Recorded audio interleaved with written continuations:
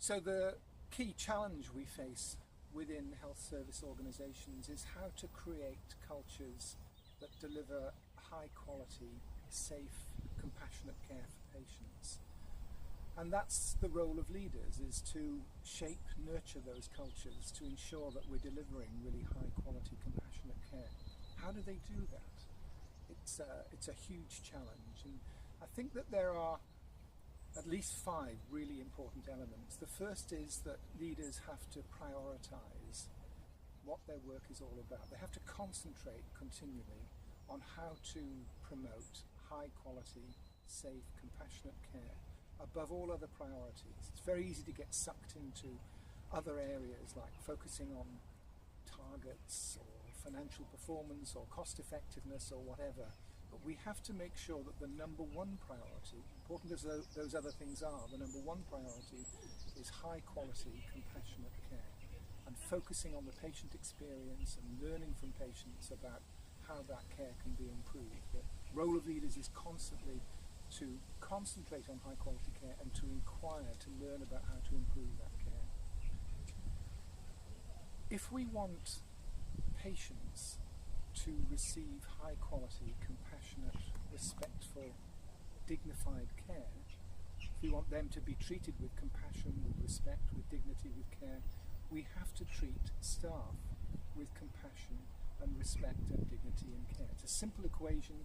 It's supported by a great deal of research evidence that when staff are treated with respect, with dignity, with care, with support, with compassion, they then go on to treat patients with those qualities.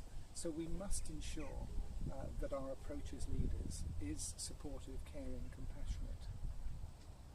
And the research evidence from the National Staff Survey over many years shows a direct relationship between how satisfied staff are and patient satisfaction. So when staff report good leadership, good support from their leaders, patients report better quality care, that they're treated with respect, that they're treated with dignity, and that they're more satisfied with their care. How can we promote staff engagement? How can we get the very best contributions from staff? Well, I think probably the most important thing to be aware of is that people, staff, give of their best when generally they feel positive. When we feel positive emotion, generally we are more compassionate, we make better decisions, we're more creative, we have more energy. Doctors make better medical diagnoses when they feel positive. So the role of leaders is particularly to focus on creating positive environments in health services. And the reality in the NHS is that there is suffering, there is anxiety, there's pain, there's bereavement. NHS organisations are places where there is a relatively high degree of negativity, inevitably because of the nature of the work. And in order to create the conditions where staff give of their best, then we need leaders to do all they can to promote positive environments. That also means, by the way, not just being genuine and being open and being curious and being appreciative and being kind with people. It also means dealing with behaviours that are inappropriate, so aggressive, rude, brisk behaviours or poor performance, dealing with them swiftly and decisively in order to create that kind of positive environment that will ensure that staff give of their best. We have a lot of evidence also that team working and inter-team working is absolutely critical to the delivery of high quality health services. We know that the extent of real team working in the acute sector is a very, very good predictor of the levels of patient mortality. The reality in the health service is that many people report working in teams, but they are what we would call pseudo-teams. They don't have clear objectives, people don't meet regularly to review their performance, and there isn't team learning about how to be an effective team. So we need leaders to build really good team working, where teams have 5 or 6 clear objectives focused on how they can improve performance. Those teams need to meet regularly to review their performance and how it can be improved. And we need to establish climates within those teams that are positive and supportive and appreciative. Climates where the teams feel optimistic, where they have a sense of their own efficacy as teams, where there's a strong sense of cohesiveness and supportiveness. And by the way, one of the objectives of every team in health services should be improving the effectiveness with which they work with other teams in the organisation, or indeed outside the organisation, to deliver high quality patient care.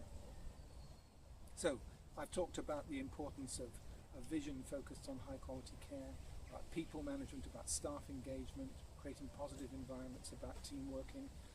But the most important factor in shaping cultures is leadership, and we need leaders who are focused on delivering high quality care, who are focused on creating positive environments. But above all, we need leaders who are leading from a strong set of personal values, leaders who are focused on the importance of learning and wisdom, leaders who have the courage to pursue a vision of high quality care and to stand up for what they believe is right in terms of creating a high quality care environment, leaders who are committed to creating a sense of justice within the organisation, treating people, all staff and all patients, regardless of background or category or ethnic origin, with high quality, dignified, compassionate care, equal treatment.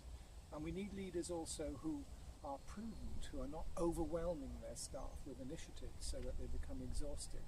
And leaders also who retain a very strong commitment to a value of humanity. The health services are all about caring for other people, and if we don't have a strong ethic or ethos of humanity and kindness, then we're losing what is core in health service organizations. So it's really vital that leaders pay attention to the key elements which make a difference to culture, but above all that they lead from their own sense of what is valuable and important as a human being, so that they inspire those they work with to create the conditions where we deliver the highest quality, most caring, most compassionate care that we can to the people we serve in our communities.